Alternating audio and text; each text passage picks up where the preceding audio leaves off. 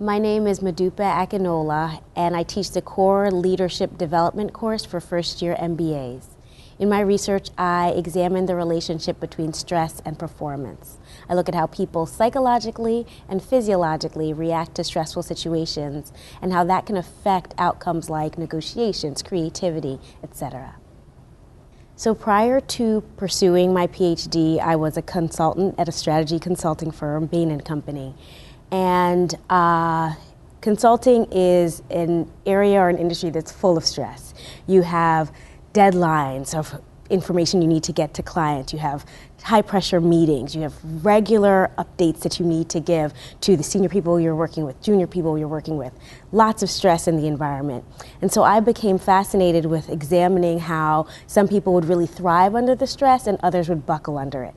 And I found myself so drawn to those questions that at times I wanted to examine that more than focusing on understanding the strategies or figuring out the strategies for the companies that I was advising. And so over time I realized, well, maybe this is an area that I should examine in my research or pursue an academic route where I examine that.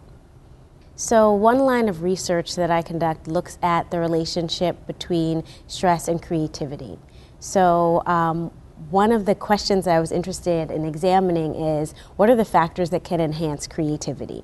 And often people say, oh, it's just positive mood or negative mood that can affect creativity. But I wanted to look at mood coupled with biological factors, who we are, what we bring to the table, when coupled with the type of mood that we're in, can affect our creativity.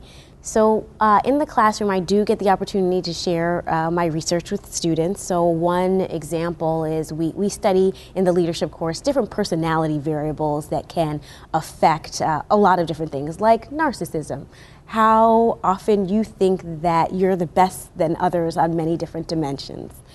And I have some research that says that while narcissists might be buffered from stressful environments, so physiologically or psychologically are buffered from stressful environments, they look like anyone else. They experience increases in blood pressure and things like that. So I talk to my students about, well, given that we all have different stress profiles, how can you be more aware of the stress profile that you have, and how can you modulate and adapt to a situation depending on what that stress profile is? Another fun thing we do in the classroom is we look at how, again, your biology can affect negotiations.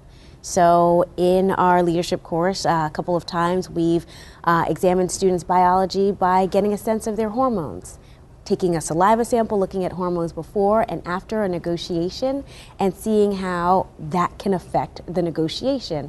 So if you're more stressed before the negotiation, does that allow you to do better on it? Does it allow you to claim value? Does it allow you to create value? These are some of the things that we've looked at and used in the classroom that are related to my research.